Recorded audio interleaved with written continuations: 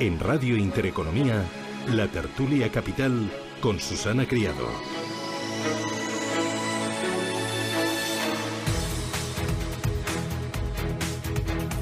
Tertulia de mercados aquí en Radio Intereconomía. Hoy nos acompaña César Muro. César, ¿qué tal? Buenos días. Muy buenos días a todos. Oye, tenía muchas ganas de verte por aquí. ¿Qué tal? Sí, encantado. Pues la verdad, bueno, de lunes empezando la semana con ganas y energía. Bueno, ¿tu fin de semana qué? Los fines de semana muy bien, disfrutando. Ya. Oye, estábamos hablando aquí, yo lo tengo que confesar, de qué es lo que desayuna cada uno. ¿Tú qué desayunas por las mañanas? Pues generalmente soy más de cereales y ¿sí? ¿Como y los café. Niños? Sí. No me digas. Sí. Te pega todo. César Muro, responsable de distribución pasiva de DBS. Juan Martín Valiente, ¿qué tal? Buenos días. Muy buenos días, Susana. ¿Y tú antes ni desayunas? Ni desayuno, Eso es pecado, ni desayuno. Que es que no puede ser. Me tiene el cuerpo como en alerta toda la mañana. Sí. Sí. Pero eso es malo, o sea, el cerebro necesita echarle un poco de azúcar por lo menos para que funcione. Claro, es complacencia. Ya. Te apaga, te deja ya. Bueno, qué horror. Juan Martín Valiente, socio de MCH Investment Strategies. Almudena Mendaza, ¿qué tal? Buenos días. Buenos días. Confiesa, ¿cuántos churros te has comido en el día de hoy? Qué horror, qué vergüenza, no lo debería haber comentado.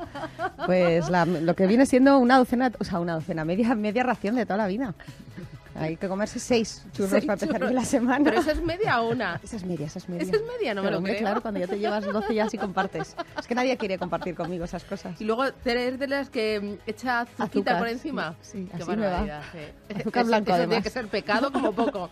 Almudena Mendaza es directora de ventas para Iberia de Natixis Investment Managers. Y Ricardo de los Ríos, ¿qué tal? Buenos días. Muy buenos días. ¿Y tú qué me cuentas? Yo traigo 2 cafés con leche. ¿Solo? De momento nada más. ¿Sin mojar nada? Nada, seguramente cuando terminemos después iré a desayunar a algún bar. Qué triste. Y algo ya de comer sí que tomaré. Ya, porque luego cuando termináis os vais al bar de enfrente a seguir con la tertulia. Pues seguimos la tertulia allí. Ahí, ¿cómo vivís? Nos llevamos los micros. Ricardo de los Ríos, director de ventas de BNP Paribas Asset Management. No provoques que te dejo que te lo lleves, ¿eh? Vale. Bueno. Vale. Oye, a ver, mercados, que veníamos diciendo, ya te lo dije, Susana, ya te lo dije. Si es que estuvimos aquí a finales de diciembre y dijimos que el arranque del año iba a ser bueno, que el mercado estaba sobrereaccionando, que no era normal, que no había recesión por ninguna parte. Juan. Bueno, efectivamente. Cuidado con lo que dices, que esto se graba y dentro de un mes y medio lo volvemos a testear, ¿eh? No, es cierto que lo comentábamos, que teníamos una especie de sensación de déjà vu en el cual parecía el final del 2016, en el que todo eran cisnes negros y no veíamos realmente un dato macro que estuviese soportando tanta negatividad. Y dicho esto, oye, esperábamos buen comienzo, esperábamos que se fuesen disipando los miedos, pero también es cierto que vemos grandes diferencias entre lo que era un 2017 de complacencia de mercados y lo que puede ser este 2019. Para nosotros la volatilidad está para quedarse y obviamente dentro de un escenario que vemos positivo para los mercados en general, también vemos que obviamente la capacidad ociosa tanto en Europa como en Estados Unidos ha bajado a mínimos, los salarios han acelerado y eso te va a crear también ciertas tensiones que van a hacer que tengamos un año bueno pero con vaivenes. Almudena. Sí, justo. Yo estuve también en esa charla, en esa última tertulia en la que decíamos que 2019 aparentemente, aunque sea solamente por esos datos fundamentales, debería ser algo mejor y que realmente nada estaba tan negativo como reflejaban las pantallas, ¿no? Con todo ese rojo. A ver, nosotros ahí somos también un poco prudentes, ¿eh? Efectivamente va a haber más volatilidad, hay muchísimos casos extremos que podemos ver, Brexit a la vuelta de la esquina y puedo empezar a contar y no parar, y no se trata de solamente decir las cosas negativas, pero sí que es cierto que incluso, y solamente un ejemplo, en el activo que a lo mejor más nos le ha preocupado a los inversores, sobre todo a lo mejor en España de perfil más conservador como la renta fija, pues estamos viendo una cierta mejora en las tires, ¿no? En la expectativa de retorno de la renta fija. Para mí eso es un síntoma de que las compañías, bueno, pues tienen esos balances sólidos y, bueno, pues sí que están cumpliendo con sus fundamentales, lo cual no quita que el escenario macro, pues sabemos que tienen curvas, sí, por supuesto que sí. Yo no estuve en esa tertulia, pero debí de estar como la semana anterior y también nos invadía el pesimismo. O sea, había 7 o 10 días de diferencia. Quizá también, por eso, el entorno de pesimismo que había el año pasado había depurado demasiado el mercado. Quizás sea eso una razón. Pero yo me quedo con lo que tú has dicho de que la volatilidad ha llegado para quedarse, porque, vamos, el copyright será tuyo, pero yo lo he dicho también antes, ¿eh? Es que no sé si sobre todo en la renta variable, que hemos estado durante muchos años con mucha tranquilidad, y esa volatilidad pues se ha extendido y se ha contagiado también incluso a los activos de renta fija, y los resultados los tenemos el año pasado. César, ¿tú cómo lo ves? Bueno, desde DWS la verdad es que lo vemos esto como un péndulo, ¿no? Se había ido hacia un extremo muy negativo el año pasado y los datos macro no lo estaban siendo o no estaban acompañando, y lo que estamos viendo ahora es unos datos desastrosos a nivel macroeconómico.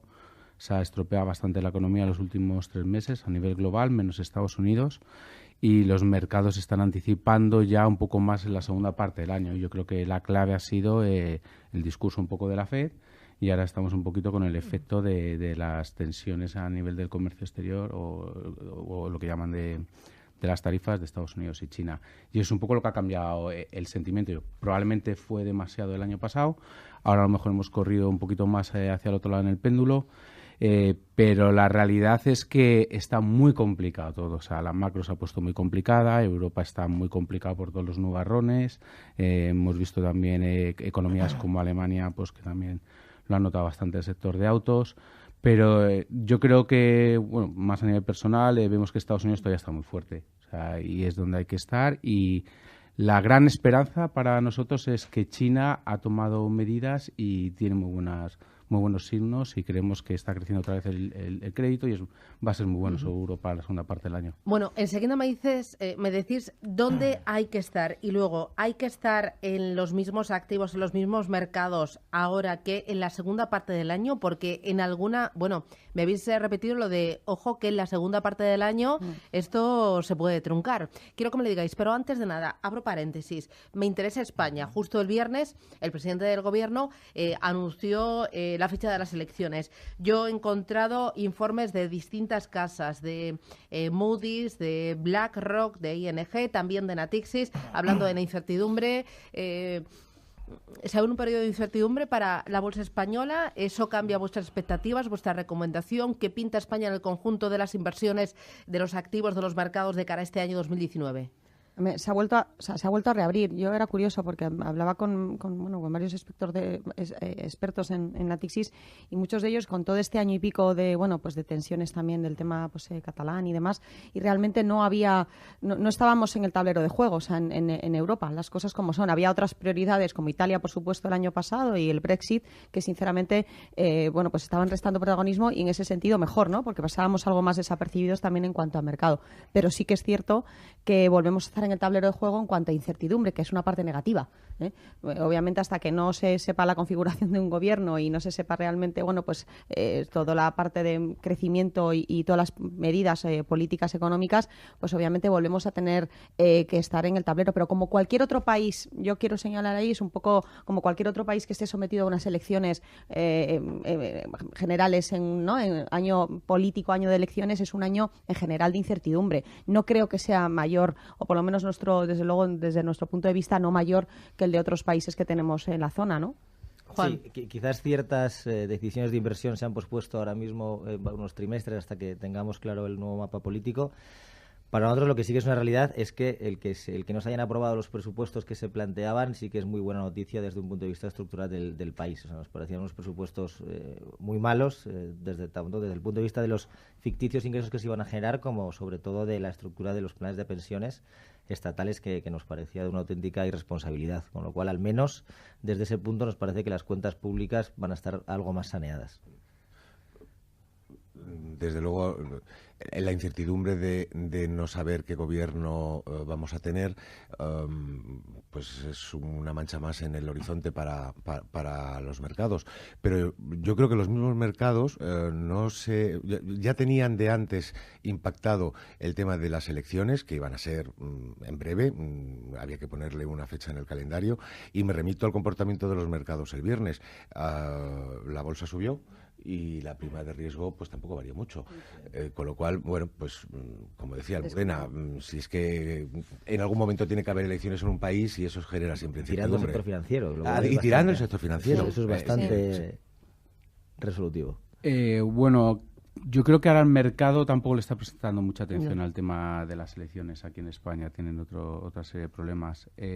Lo que está claro es que acabamos de ver la producción industrial en España, que se ha desplomado más de un 6% en los últimos 12 meses, muy motivado por el sector autos, que es algo que está afectando a toda Europa, sobre todo también a Alemania. Y en el lado positivo, yo creo que España, o lo que es el IBEX, está pues por así decirlo, le afecta positivamente o negativamente el comportamiento de Latinoamérica. Y creemos que ahí en Brasil estamos viendo otro tono, en México otro tono. Yo creo que esa es la parte positiva que podemos ver. Bueno, 8:25, me voy a publicidad. A la vuelta hablamos de dónde hay que estar ahora, dónde hay que estar en el segundo tramo del año, y luego hablamos de ESG, que venís diciendo, oye, que esto me interesa.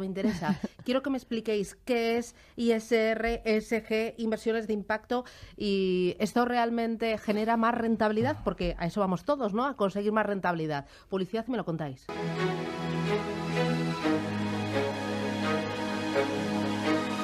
En Intereconomía, la tertulia capital. Bueno, decirme dónde hay que estar en la primera parte del año y si hay que estar en el mismo lugar, en los mismos mercados, en la segunda parte del año. César. A ver, la verdad es que ha empezado muy bien. Que han dicho que tú eres el más negativo de todos. No sí, sé lo por estaban qué. diciendo aquí. Sí, a ver si me van a poner como el doctor negativo. El más cauto, el más cauto. Vale, Exacto, vale. vamos a transformar el discurso. Estamos con más 10 casi este Ya, año sí. en rentabilidad americana, por encima del 10 en emergentes, en Europa pues cerca del 8-7, dependiendo del mercado. Bueno, hemos hecho muy buenos 45 días, o sea, espectacular. Yo firmo por quedarme así, ya está. Claro, nadie hubiese Ahora cero. dicho esto el 1 de enero. Nosotros vemos algo que nos gusta bastante, es el tema de la deuda emergente, por ejemplo. Más que hablar a lo mejor ahora de la renta variable, que ha subido. Creemos que todavía puede seguir tirando de aquí a diciembre. Habrá volatilidad, como hemos comentado, porque estamos en otra parte del ciclo que va a ser más complicado y no va a ser todo pues una línea recta. Sin embargo, sí que vemos valor en tema de los tipos de interés, se van a estabilizar bastante. La Reserva Federal ha cambiado el discurso, no vamos a ver al BCE subiendo tipos y lo que vamos a tener más es lo que llamamos el quantitative tightening, de venta de bonos, pero no subidas de tipos. Y como mucho veríamos una en Estados Unidos a final de año. Todo eso va a ser muy bueno para la renta fija o va a ser bastante estable. Vamos a poder devengar el cupón e incluso hay algunos mercados como deuda emergente de soberana, sin meternos tampoco en volatilidades de las divisas locales, pues que está muy atractivo, sinceramente. Nos parece que hay bastante valor. Igual que en la parte de crédito, lo que llaman de grado de inversión en Europa, pues creemos que tiene también atractivo, con duraciones cortas, pero los spreads están en niveles atractivos y no vemos una recesión inminente. Sí que vemos un parón en el ciclo, casi un poco más abrupto, pero vemos mejoras en el horizonte. Juan. Pues no puedo estar más de acuerdo, la verdad.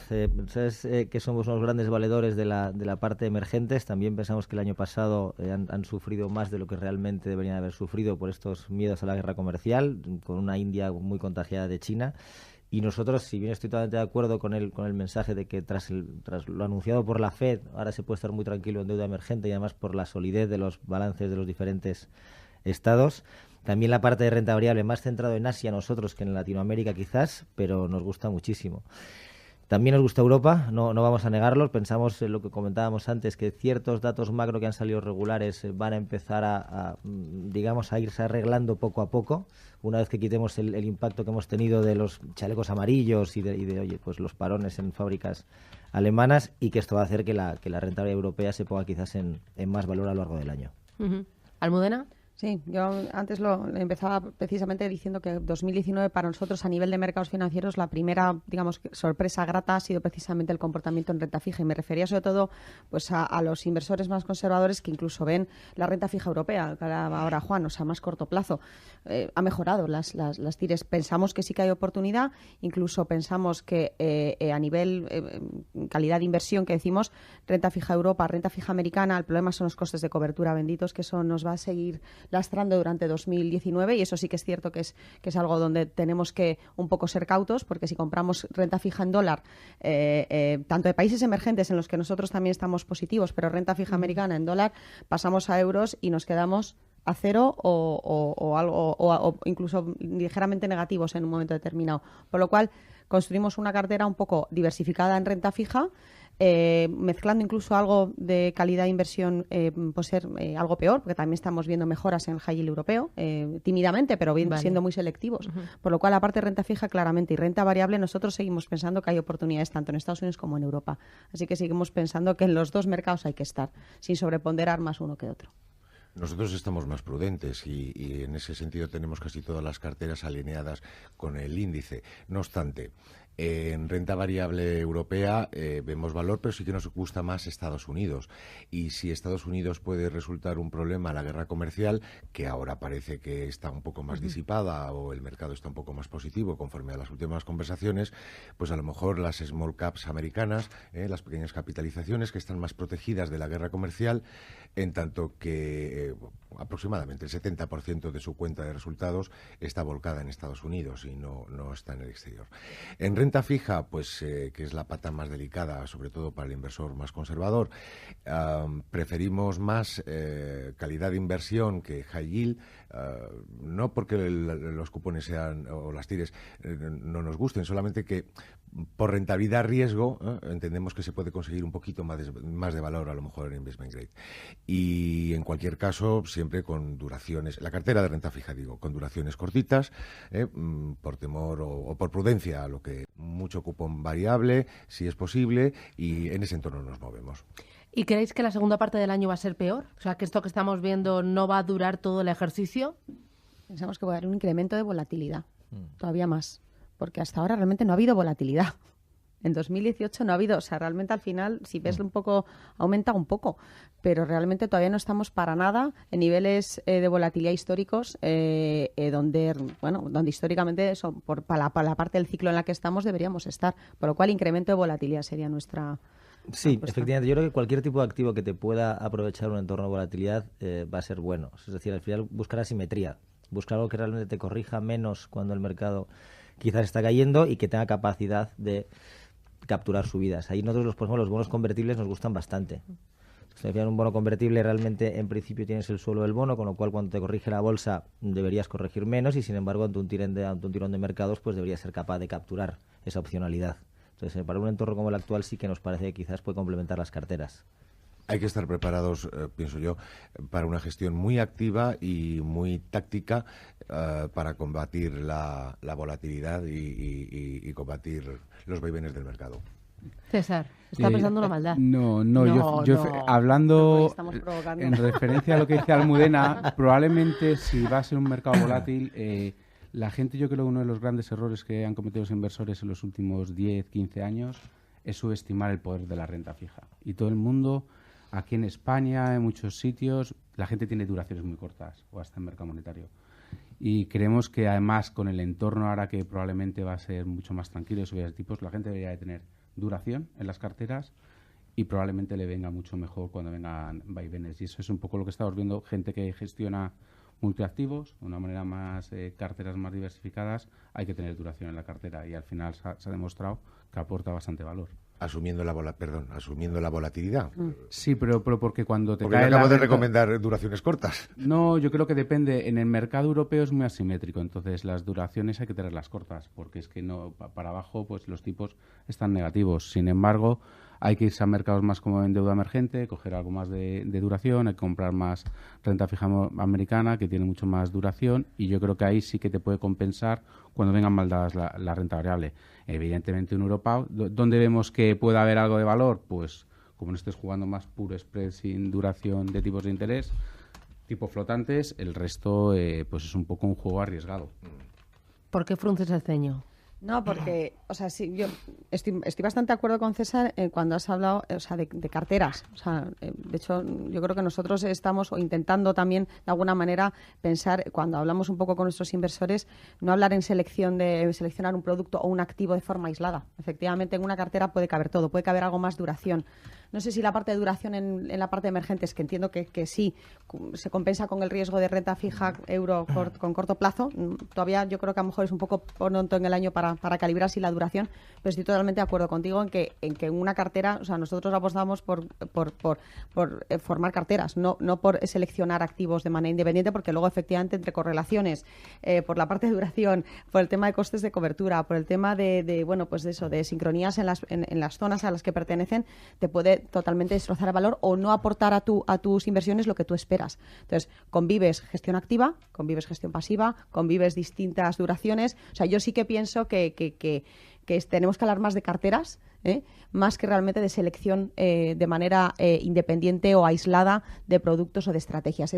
Yo creo que, pero de ahora en adelante, o sea, 2019 va a ser un año que se va a poner mucho en manifiesto eso y a partir de aquí yo creo que para hacer carteras duraderas en el tiempo es el mensaje. Bueno, hacemos la última paradita y volvemos. Hablamos de inversión socialmente responsable, si es más rentable, si esto es una moda, si es una petición ahí a gritos por parte de los clientes. Está para quedarse. Hay muchos datos.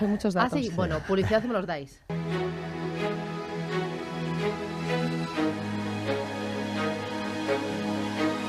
En Intereconomía, la tertulia capital.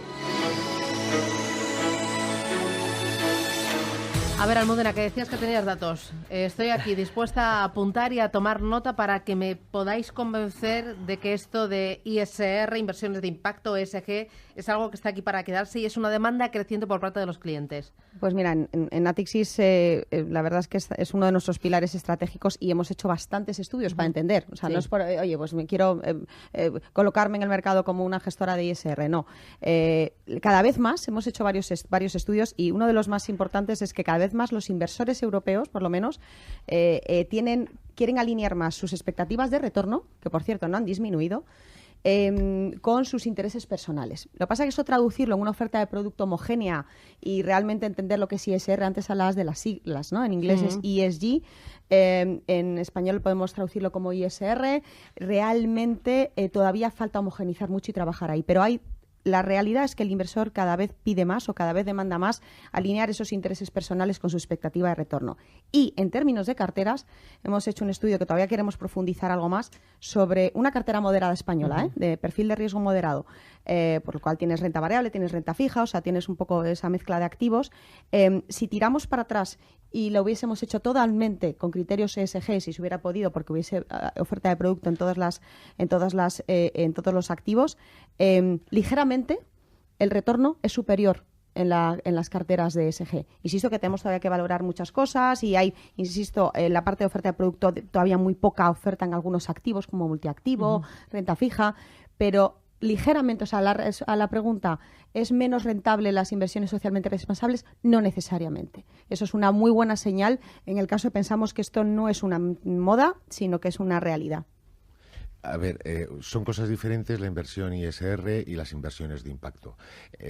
Siendo las inversiones de impacto algo muy recomendable para cualquier inversor, porque además va a tener rentabilidad en su cartera. La gestión ISR, el problema es que no tenemos una homologación, ¿no? Para decir qué es gestión ISR.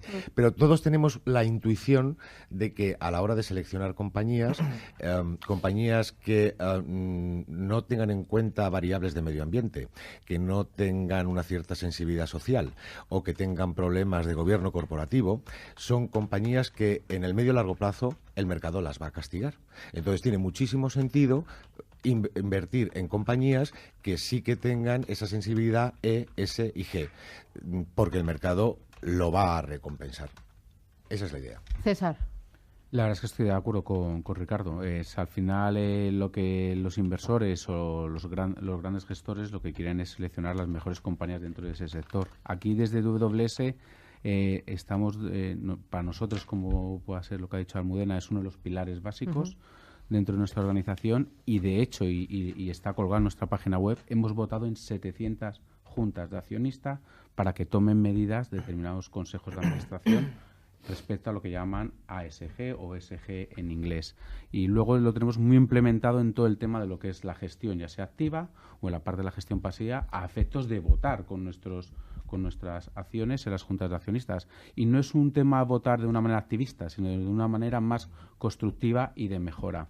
Y donde hemos visto muchos problemas es en gobernanza, y eso al final lo que resulta es que las compañías acaban siendo castigadas. Invertir con estos criterios de ASG o ESG consigues reducir la volatilidad, es decir, al final en cualquier inversión siempre hay alguna compañía que se mete en algún jaleo, alguna bombita que te acaba explotando. Si tú evitas este tipo de compañías, al final haces que tu cartera sobre todo no sufra y tengas menos riesgo y al final acabes batiendo a los índices, que es un caso con los índices de MSCI que nosotros seguimos con nuestros ETFs que están ahí demostrados, tienen historia de más de 10 años, en Europa, en No, porque US. la inversión socialmente responsable también llega a los ETFs. No es solo cosa de la gestión activa. Nosotros seguimos índices, por ejemplo, MSCI es líder, todo el mundo lo conoce con el ranking que hace.